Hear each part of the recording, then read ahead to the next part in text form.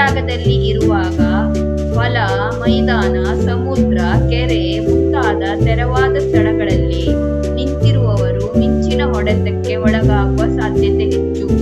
ಎತ್ತರದ ಮರಗಳ ಕೆಳಗೆ ಆಶ್ರಯ ಪಡೆಯುವಾಗ ಮಿಂಚು ಹೆಚ್ಚಾಗಿ ಎತ್ತರದ ವಸ್ತುಗಳ ಮೇಲೆ ಬೀಳುತ್ತದೆ.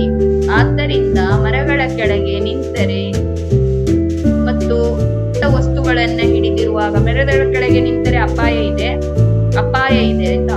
ಇದರಲ್ಲಿ ಲೋಹದ ವಸ್ತುಗಳನ್ನು ಹಿಡಿದಿರುವಾಗ ಸೈಕಲ್, ಬೈಕ್, ಟ್ರ್ಯಾಕ್ಟರ್ ಅಥವಾ ಇತರ ಲೋಹದ ವಸ್ತುಗಳನ್ನು ಮುಟ್ಟಿದರೆ ಮಿಂಚು ಆಕರ್ಷಿಸಬಹುದು. ನೀರಿನಲ್ಲಿರುವಾಗ ಸಹ ಮಳೆ ಸಮಯದಲ್ಲಿ ಕೆರೆ, ನದಿ ಅಥವಾ ಸಮುದ್ರದಲ್ಲಿ ಈಜುವುದು ಅಪಾಯಕರ, ಏಕೆಂದರೆ ನೀರು ಉತ್ತಮ ವಿದ್ಯುತ್ ವಾಹಕ ಇದೆ. ಮನೆಗಳಲ್ಲಿ ಸುರಕ್ಷಾ ಕ್ರಮಗಳಿಲ್ಲದಿದ್ದಾಗ, ಸುರಕ್ಷಾ ಕ್ರಮ ಅಂದ್ರೆ ಮಿಂಚು ಬಂಧಕ ಅಥವಾ ಮಿಂಚು ತಡೆಗೋಡೆ, ಇದಕ್ಕೆ ಇಂಗ್ಲಿಷ್ ನಲ್ಲಿ ಲೈಟ್ನಿಂಗ್ ಕಂಡಕ್ಟರ್ ಅಂತ ಹೇಳ್ತಾರೆ, ಇಲ್ಲದ ಕಟ್ಟಡಗಳಲ್ಲಿ ಮಿಂಚು ಬಿದ್ದರೆ ಬೆಂಕಿ ಅಥವಾ ಸ್ಫೋಟ ಸಂಭವಿಸಬಹುದು ಉಂಟಾಗುತ್ತದೆ. ಎಂದರೆ ಮೋಡಗಳ ನಡುವೆ ಅಥವಾ ಮೋಡ ಮತ್ತು ಭೂಮಿಯ ನಡುವೆ ಸ್ಥಿರ ವಿದ್ಯುತ್ ಅಕಸ್ಮಾತ್ ಆಗಿ ಬಿಡುಗಡೆಯಾಗುವುದು. ಸ್ಥಿರ ವಿದ್ಯುತ್ ಎಂದರೇನು?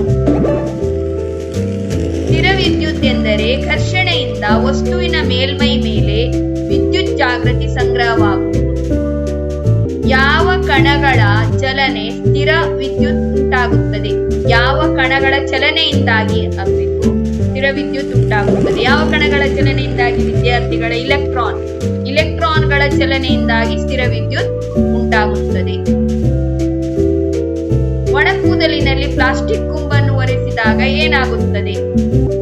ಇಲೆಕ್ಟ್ರಾನುಗಳು ಕೂಂಬ್ಗೆ ಸ್ಥಳಾಂತರವಾಗುತ್ತದೆ. ಅಂದ್ರೆ ಪ್ಲಾಸ್ಟಿಕ್ ಇದೆಯಲ್ಲ, ಇದು ಈ ಪೇಪರ್ ಇದೆಯಲ್ಲ, ಅದು ಏನಾಗ್ತದೆ, ಅದಕ್ಕೆ ಕಾಗದದ ತುಂಡು ಅಂಟಿಕೊಳ್ತದೆ. ಅಂದ್ರೆ ಇದು ಬಾಚಣಿಗೆ ಮತ್ತು ರಣಜಾಗೃತಿಯುಕ್ತವಾಗುತ್ತದೆ ಮತ್ತು ಚಿಕ್ಕ ಕಾಗದದ ತುಂಡುಗಳನ್ನು ಅದು ಆಕರ್ಷಿಸಿಕೊಳ್ಳುತ್ತದೆ.